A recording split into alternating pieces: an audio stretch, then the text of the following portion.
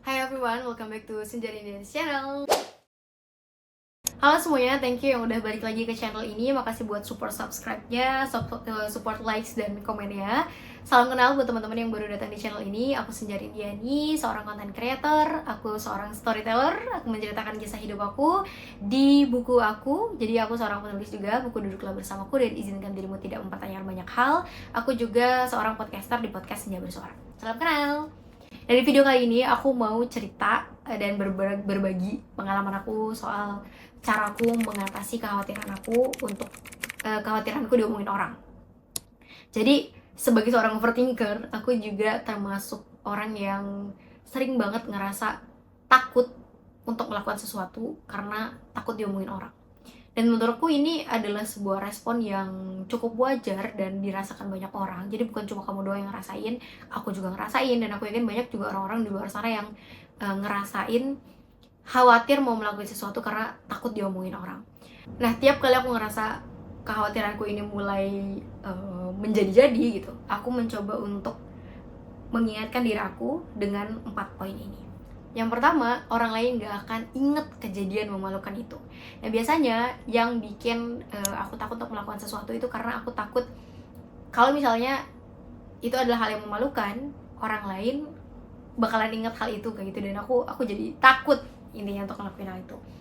Ya contohnya gini deh, coba inget-inget hari ini ketika kamu nonton video ini, hari ini kamu ketemu siapa aja. Terus kamu inget nggak warna baju orang yang habis ketemu kamu tadi, warna bajunya apa? Sepatunya sepatu merek apa? Tasnya tadi dipakai tas apa? Backpack, selempang, atau sling bag? Kata atau kalimat yang dia ucapkan selama ngobrol sama kamu itu apa? Full apakah kamu ingat? Aku yakin jawabannya enggak. Ya karena apa? Karena kita default aja gitu, ketemu orang yang ngobrol paling kita ingat 1, 2, 10% dari keseluruhan kejadian ketika kita ketemu orang lain. Makanya tiap kali aku mau melakukan sesuatu dan aku takut aku melakukan hal-hal yang memalukan, biasanya aku akan mengingatkan diri aku sendiri, ya udahlah, toh kalau misalnya kejadian juga gak akan banyak orang yang ingat. Ya kita ambil contoh deh, coba inget-inget video viral, misalnya video yang lucu terus viral, apakah kamu selamanya bakalan ingat? Kalau misalnya nggak ada yang ngingetin, kamu juga nggak akan ingat kan? Dan apakah ketika ada kejadian memalukan itu akan mempengaruhi hidup kamu? Nggak juga. Contohnya kayak gini, aku yakin mungkin kamu pernah ngelihat video viral yang orang yang aku lupa, dia pakai sarung terus menuruni jalan licin kayak gitu, terus ternyata dia kepleset terus jatuh. Itu kan menurut aku itu videonya cukup lucu. Ya mohon maaf masnya kalau misalnya merasa tersinggung, tapi memang itu lucu dan kebetulan dia yang membagikan sendiri gitu ya di TikTok. Dan ternyata videonya rame. Mungkin bagi dia itu suatu kejadian yang memalukan gitu, apalagi itu dilihat banyak orang dan itu cukup viral menurut aku. Nah, kalau sekarang ditanya lagi ke aku pribadi, apakah aku masih ingat kejadian itu? Ya kalau pas ditanya, oh iya video yang itu. Tapi apakah setiap hari aku bakalan ngomongin video itu ke semua orang yang aku temui? Enggak juga gitu. Artinya apa? Ketika terjadi satu momen memalukan, itu mungkin akan rame di saat itu aja gitu loh. Setelahnya ya udah, orang nggak bakal inget.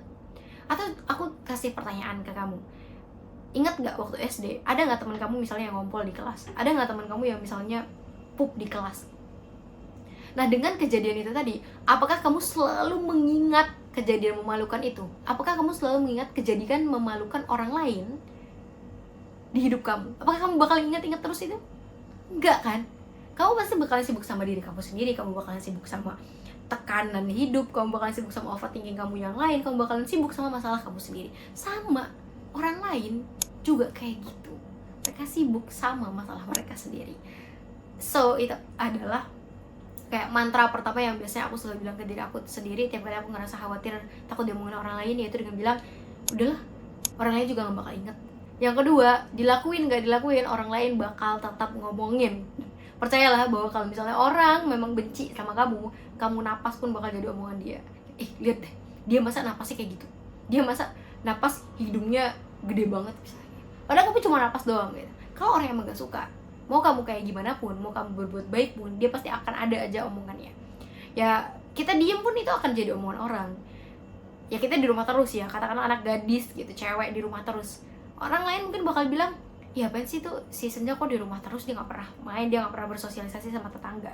Terus kalau misalnya kita keluar terus, nanti pasti ada aja yang bilang, apaan sih tuh Senja kok anak cewek kerjanya keluar terus gitu, gak pernah di rumah, masa kelayapan terus anak cewek.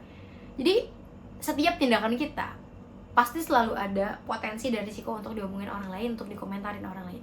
Bahkan ya, kalau misalnya teman-teman yang subscribe channel ini dan ngikutin aku dari lama dan merasa bahwa konten aku bermanfaat, percayalah bahwa ada juga orang-orang yang nyinyirin aku gitu, yang bahkan komen out of context yang sudah parah banget gitu, sampai menyebut hal-hal yang sebenarnya di luar konteks, menyebut ya kayak gitulah, intinya kayak gitu.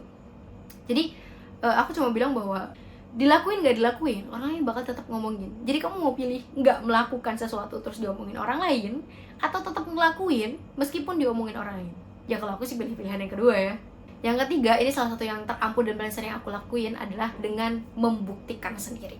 Waktu itu tahun 2022 akhir Desember, konsernya Nadine. Aku tuh pengen banget ke konsernya Nadine pakai apa sih, hiasan mata yang kayak berlian, bukan berlian sih, pokoknya yang hiasan mata gitu, tempelan gitu. Tapi aku tuh sebenarnya agak malu karena kayaknya di Jakarta itu agak jarang yang pakai kayak gitu. Apalagi misal mungkin konsernya Nadine gitu. Mungkin kalau konsernya Taylor Swift gitu, banyak kan yang pakai hiasan mata gitu. Tapi kalau Nadine kayaknya nggak banyak. Dan aku awalnya tuh agak malu gitu. Ih, malu gak ya aku pakai hiasan gini, kayak kayaknya aku heboh sendiri ya gitu. Kalau diliatin orang ya gimana ya kayak gitu. Tapi aku pengen gitu pakai kayak gitu, hiasan mata itu. Pada akhirnya aku ngerasa kayak, ayo udahlah bodo amat, pakai aja. Mari kita buktikan apakah semenyeramkan itu, apakah orang lain bakal ngeliatin aku, atau apakah orang lain bakal ceng-cengin aku gitu. Dan ternyata surprisingly dari berangkat sampai aku pulang lagi, itu saat itu aku berangkatnya pakai Gojek, dari perjalanan dari kosan aku sampai ke venue itu cukup panjang, diliatin orang, pasti ketemu orang di jalan, kemudian di konser juga ketemu banyak orang, aku juga ketemu teman aku, tapi nggak ada satupun dari mereka yang melihat aku dengan tatapan aneh misalnya kayak gitu, atau bertanya dengan pertanyaan aneh, ngomentarin soal hiasan mata aku gitu. Dan dari situ tuh aku baru ngerasa kayak, oh ternyata selama ini ketakutan itu tuh cuma ada di kepalaku doang gitu, dan ternyata semua itu nggak beneran kejadian, cuma ada di kepala. So kalau misalnya kekhawatiran kamu sudah semakin menjadi-jadi, dan itu untuk sesuatu yang sebenarnya risikonya pun gak besar-besar amat, saran aku adalah coba buktikan dan cari tahu jawabannya, apakah pikiran buruk itu beneran cuma pikiran aja atau pada akhirnya terjadi kenyataan. Tapi aku yakin pasti 90%-nya itu hanya pikiran kamu aja. Terus gimana pertanyaannya, kalau misalnya ternyata beneran jadi kenyataan, terus harus gimana nih Senja gitu? Maka masuk ke poin yang keempat, yaitu kamu harus memahami bahwa ada hal-hal yang di dalam kendali kamu dan ada hal-hal yang ada di luar kendali kamu. Katakanlah misal aku pakai hiasan mata tadi, kemudian ternyata yang terjadi adalah aku diomongin orang. Ya aku harus merefleksikan ke diri aku sendiri, apakah omongan orang lain bisa aku kendalikan? Ternyata kan enggak gitu. Yang bisa aku kendalikan adalah respon aku terhadap omongan-omongan orang lain tadi. Aku punya contoh menarik itu soal hate comment. Aku nggak tahu sih ini bisa dikategorikan hate comment apa enggak, tapi yang jelas dia ngomong kata-kata, orang-orang ini ngomong kata-kata yang menurut aku kurang baik gitu ya, dan aku jarang banget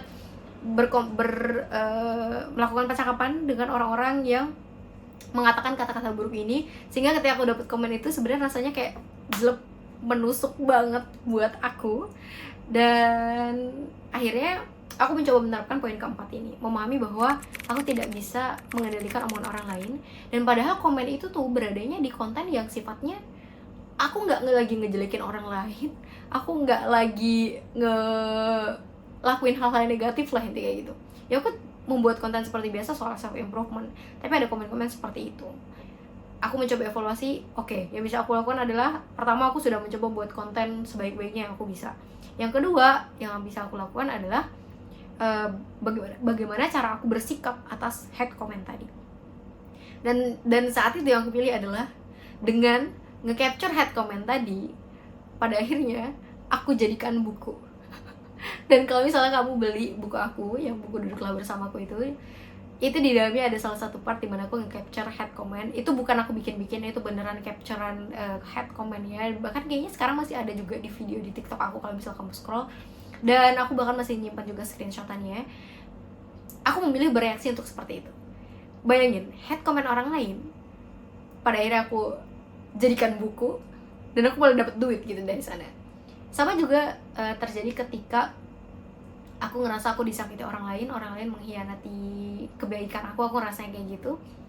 Aku punya pilihan untuk bersikap gitu kan. Dan salah satu yang aku ambil adalah menceritakan pelajaran yang aku dapetin dari kejadian itu di podcast aku.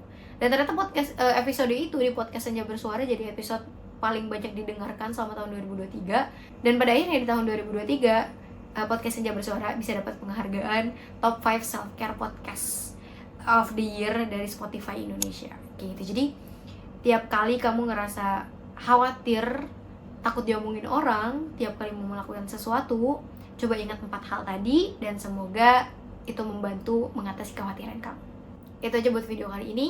Share kalau misalnya kamu suka video ini, dislike aja kalau emang gak suka. Itu kalau kata Gadgetin, tapi aku juga setuju. Aku tidak memaksa kamu untuk nge-like video ini.